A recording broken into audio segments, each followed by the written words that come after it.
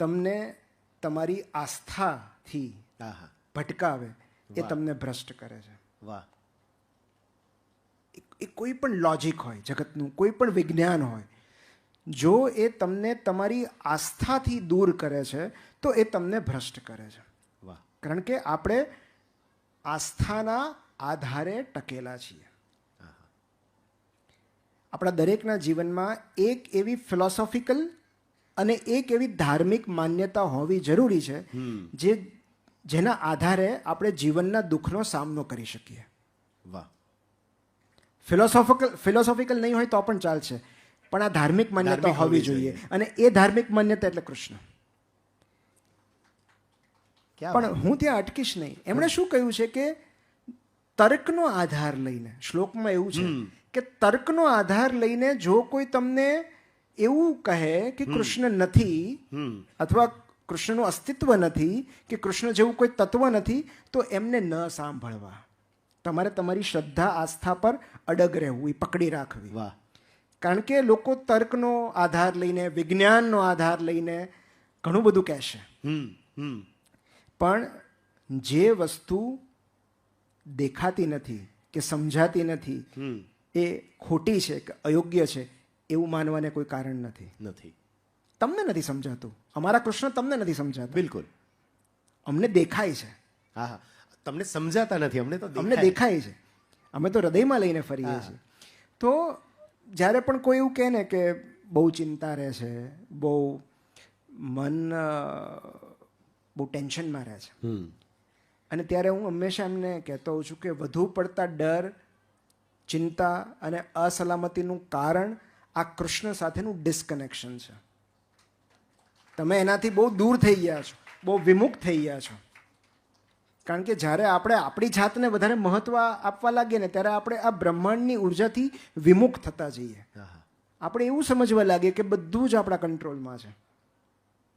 આપણી આસપાસનું વાતાવરણ, આસપાસ વસતા લોકો, એમનું વર્તન, આપણે જે ઈચ્છીએ છીએ એ પરિણામ બધું જ આપણા કીધે થશે, આપણી ઈચ્છા પ્રમાણે થશે. તો આ એક ઇલ્યુઝન ઓફ કંટ્રોલ છે. બધું નિયંત્રણમાં હોવાની ભ્રમણા છે.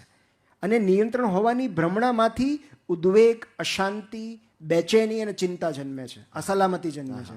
કારણ કે આપણે બધું સ્વીકારી લઈએ છીએ કે આ તો મારે જ કરવાનું છે. તો જ્યારે આપણે કોઈ હાયર એનર્જીને સ્વીકારીએ છીએ, જ્યારે આપણે આપણાથી ઉપર કોઈ ઉર્જા છે એનો સ્વીકાર કરીએ છીએ, ત્યારે બધો ડર, બધી ચિંતા, બધી અસલામતી ખરી પડે છે કે એ છે ને. એ આશ્વાસન નથી, એ આસ્થા છે. આસ્થા છે કે એ છે ને. એ છે ને. આહા, ક્યા વાત હે. તો આ, અને તમારો અહંકાર જેટલો વધારે એટલું સમર્પણ ઓછું, અને જેટલું સમર્પણ ઓછું એટલું ડર વધારે. આહા.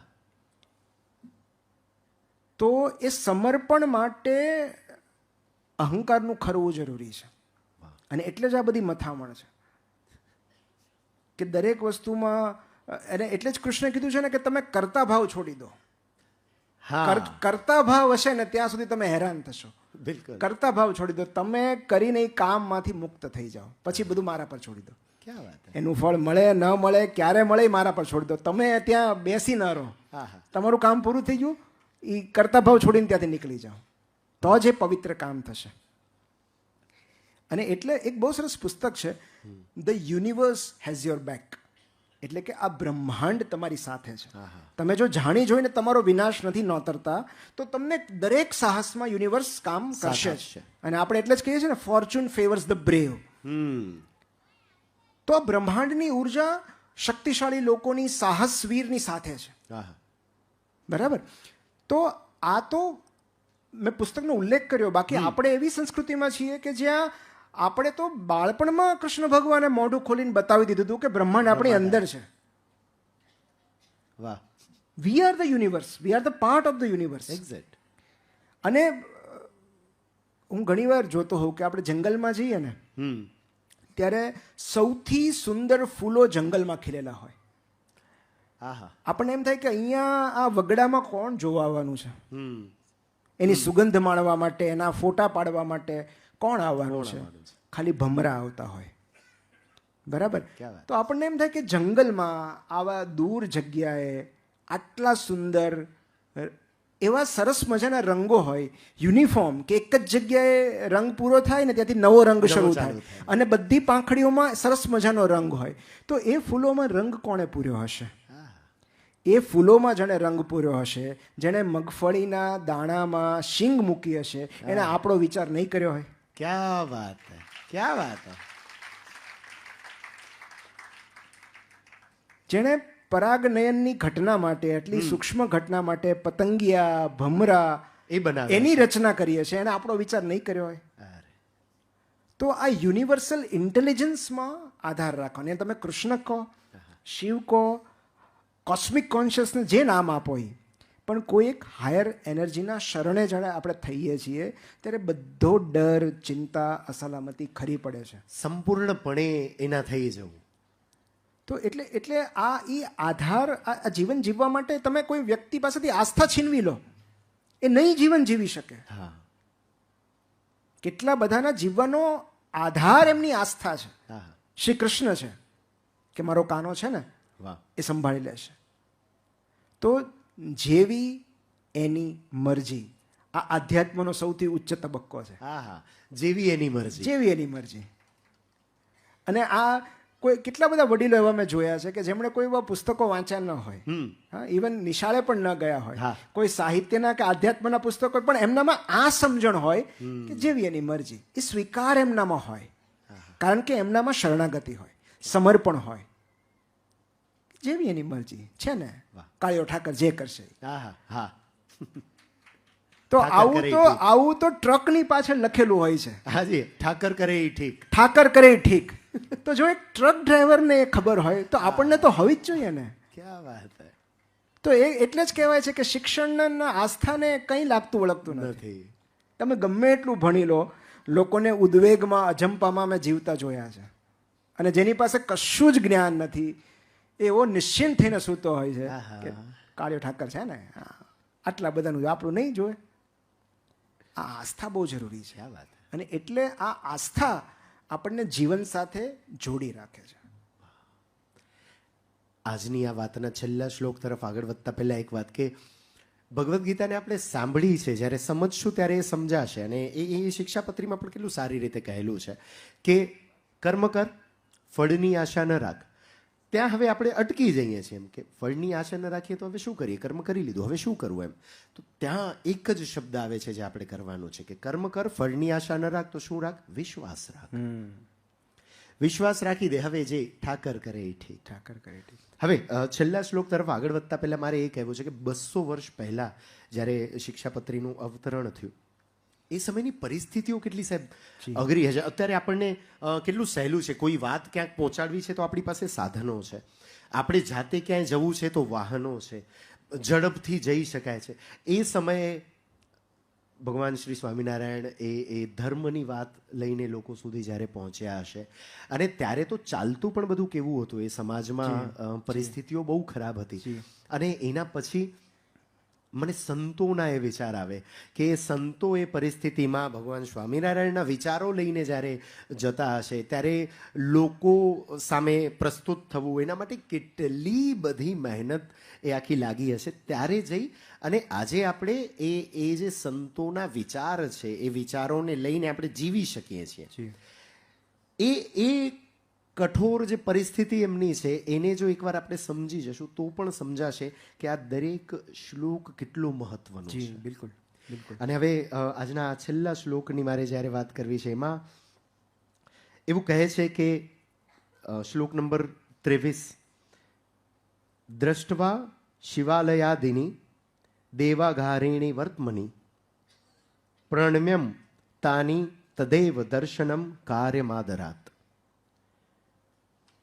અને એ માર્ગને વિશે ચાલતે, જે માર્ગેથી તમે જઈ રહ્યા છો એ માર્ગે કોઈ શિવાલય, કોઈ મંદિર આવી રહ્યો છે, એ માર્ગને પણ પ્રણામ કરો. બિલકુલ.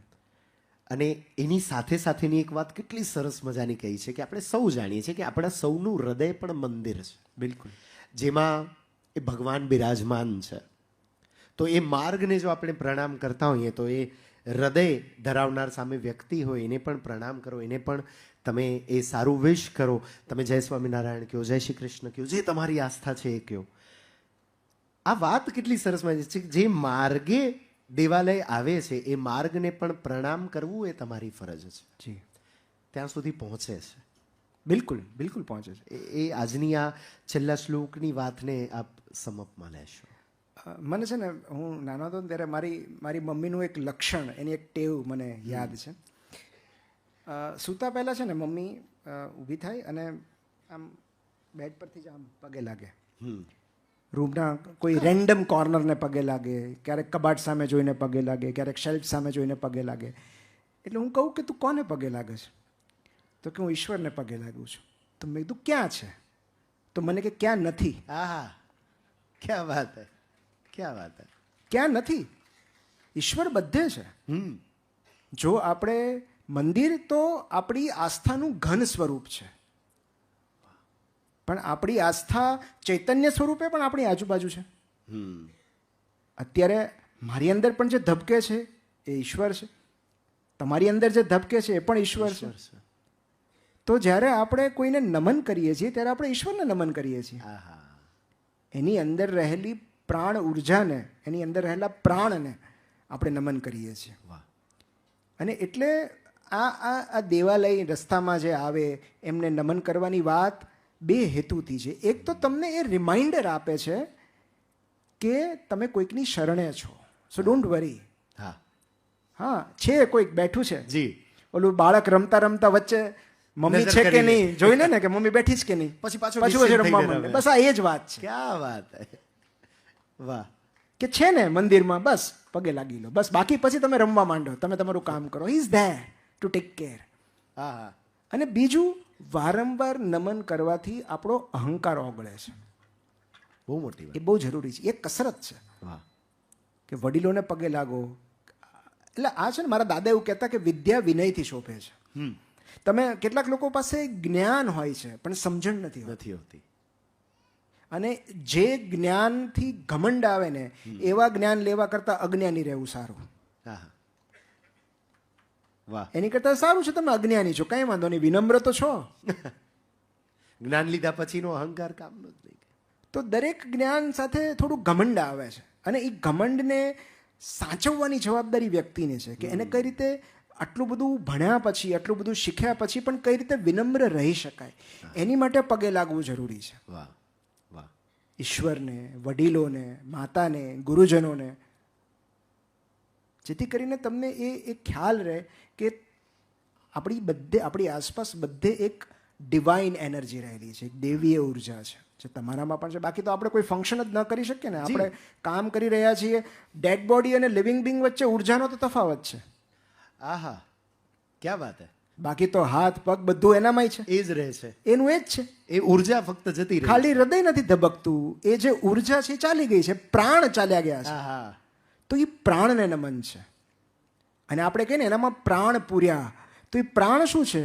એ ડિવાઇન એનર્જી છે, એ ઉર્જા છે. આપણે એને નમન કરીએ. આ જ વાત કેટલી સરસ મજાની છે. અને એટલા માટે જ આપણી સંસ્કૃતિમાં એ શબ્દ છે કે પ્રાણ પ્રતિષ્ઠા મહોત્સવ. જી બિલકુલ. એ સૌ જાણીએ છીએ કે એ પથ્થરમાંથી કંડારાયેલી મૂર્તિ છે. જી.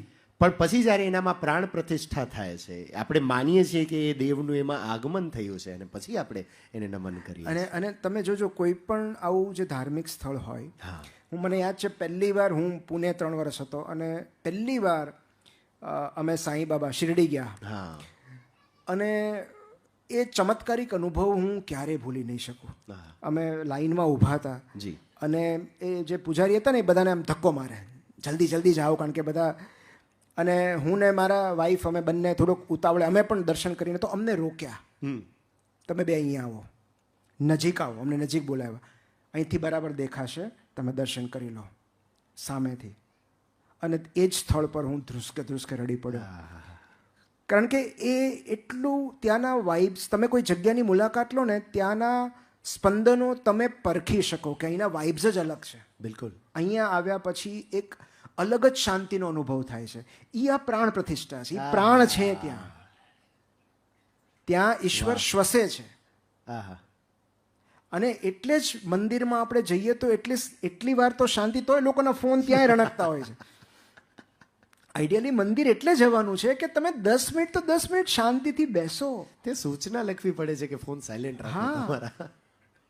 તમે ઘંટનો અવાજ સાંભળો, અને એ ઘંટ જે છે ને એ પણ સાયન્ટિફિકલી છે, કારણ કે બિલકુલ. ઘંટના નાદથી પણ આપણામાં પોઝિટિવ વાઇબ્સ આવે છે, આપણું મન શાંત રહે છે, હા. એ ઉર્જા છે, કેન્દ્રિત થાય છે ત્યાં. કેન્દ્રિત થાય છે. તમે આરતી પર બેસો તો આરતી જે છે તમે એને, એ સામાન્ય સંગીત નથી, એ રણકાર આખો. એ રણકાર છે. હા, હા. એમાં નગારા પણ વાગતા હોય, ઘંટ જી, પણ વાગતો હોય, ખંજરી પણ વાગતી Combination હોય, આખું એ અને હા, તો મંજીરા પણ વાગતા હોય, શંખ આવે એમાં. શંખ હોય. હા.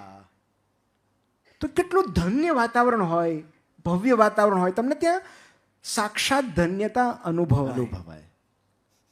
તમને એ એટલી જ ક્ષણો જીવન તરફ પાછી દોરવા માટે પર્યાપ્ત હોય છે. ક્યાં વાત હે. તમે ખાલી એક આરતીમાં હાજરી આપી દો, પછી તમને એમ લાગશે કે કેટલું સુંદર જીવન છે, કારણ કે એટલી ક્ષણો માટે તમને એ ધન્યતા અનુભવાય છે. વાહ.